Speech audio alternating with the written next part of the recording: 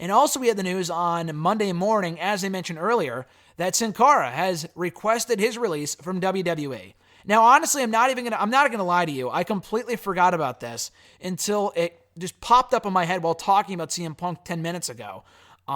It was kind of a hot story for 5 minutes on Monday morning. People forgot about it. He wrestled on Raw that night in a show that was taped on Friday in Manchester after SmackDown. He lost to Drew McIntyre in a matter of minutes. And I assume that we will not see him again on WWE TV a lot like we haven't seen Mike Kanellis.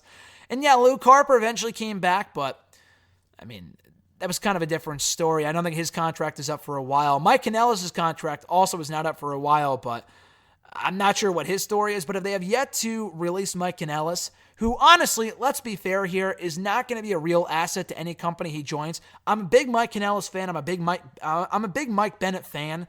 But the guy is not going to be a game changer in AEW or Impact or Ring of Honor if he was to leave. So if they're not going to grant him his release, then I highly doubt that Sin Cara is going to get his release as well.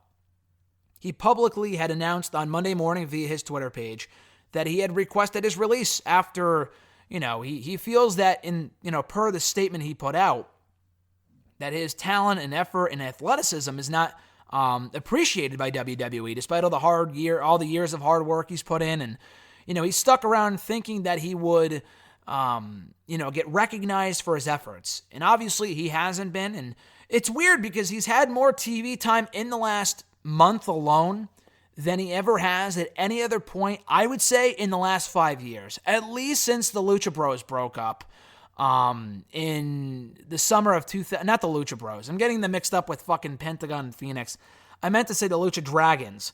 When he and Phoenix, or he and Kalisto, I'm getting my luchadors mixed up here. He and Kalisto went their separate ways in the draft. We have not really seen much of him since.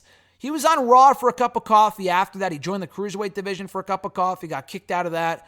He went to SmackDown for a little while, was barely on that show, and then returned to Raw as part of the draft about a month ago. And he lost to Andrade 3 weeks in a row. He lost to Andrade 2 weeks in a row, then lost the mixed tag team match last week on Raw when he and Catalina, whatever, lost to Zelina Vega and Andrade in a mixed tag team match. But anyway, so he lost to Drew McIntyre this week on Raw, and it's very obvious that WWE has zero plans for the guy, and why would they? I mean, the character's been around for so long now, and to his, in his defense, Hunico, who portrays Sin Cara, that has been with the company for a long time, he's been with, at least on WWE TV since 2011, he took over for Sin Cara after the real Sin Cara left. Mystico went to Mexico. He got either fired or he left on his own. I'm not really sure what the story was there. But Hunico took over for him, and he hasn't really lit the world on fire either with that character. It's just a fucking curse. And again, what becomes of the character now? I would rather just see it be done away with, to be honest with you. There's no reason to keep putting people in the mask. I mean, they did it with Mystico for 2 years before switching it over. Hunico has now been Sin Cara for three times the amount of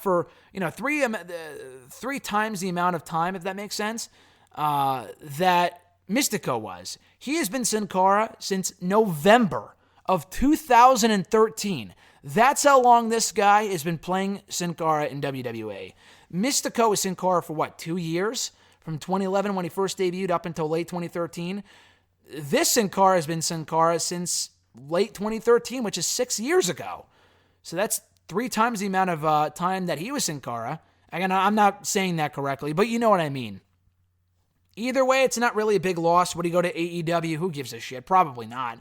If they sign Sin Cara to AEW, that means they're just scraping at the bottom of the barrel for WWE scraps. Now, granted, they signed Ty Dillinger, but the guy's a lot more talented, a lot more untapped potential than Hunico, Sin Cara. I mean, the guy's good, but far from that good. And Sin Cara's a good guy. I got to interview him here for this show 2 years ago for his, Reebok line of shoes and t-shirts and shit like that, which is really random. I got a request out of the blue 2 years ago to interview Sin Cara, and I did. And he was really cool, and the interview came out really good. It came out on hiddenremote.com, and the audio I put up here not here on the YouTube channel, but on my YouTube channel on Monday morning. But with Sin Cara, I do think he's probably not going to get his WWE release. Neither will Mike Kanellis, because you got to send a message. Reportedly, Sin Cara had re-signed with the company back in maybe March, I want to say, somewhere around there, where he had re-signed with WWE. He declined the report, so I'm not sure if he did re-sign, what the fuck the deal is.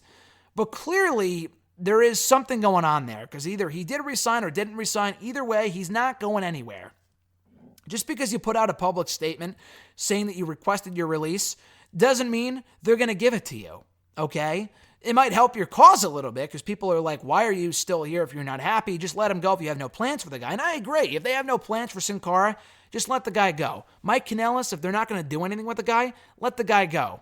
But it's also going to send a lesson from WWE that, listen, don't sign a contract if you're going to regret it 2 months later. Mike Kanellis signed a new 5-year deal and ended up going back on it, 2 or 3 months after the fact, saying that, hey, it was probably a mistake to sign that contract. Well, you know what, dude? Tough shit.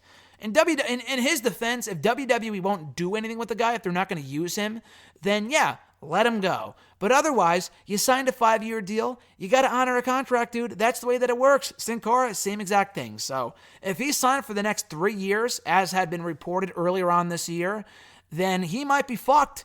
It might be a while before we see Sin Cara ever again. I don't think he's going to be used after this. I know Luke Harper was. That was a special case, and I don't think we've seen Luke Harper since he broke up from Rowan. They only really brought him into use for that story with Rowan. And I know he was at Crown Jewel, but other than that, I do not see them using Harper on SmackDown every week. They're not going to push the guy. I know the Revival's a different case. They really want to have them stick around, and I don't think they will either. As of right now, I don't think they've re-signed with WWE. But in Sin Cara's case, I don't see him going anywhere, which is really unfortunate, because if they're not going to do anything with him, then yeah, let him go. But otherwise, dude, you signed a deal. Why would you say all of a sudden, hey, I'm not getting what I wanted out of this? You probably should have realized that 2 or 3 years ago when they weren't doing anything with you even at that point. So honestly, I don't really have much sympathy for Sin Cara in this case, just because if you didn't want to stick around and they weren't doing anything with you prior to that contract you signed earlier this year, then why would you think that this contract would be any different? So time will tell whether they will honor his release. I highly doubt that they will. But that will be an interesting story to follow in the weeks ahead. A lot like with Mike Kanellis, who has not been seen or heard from since on WWE TV since he requested his release about a month ago.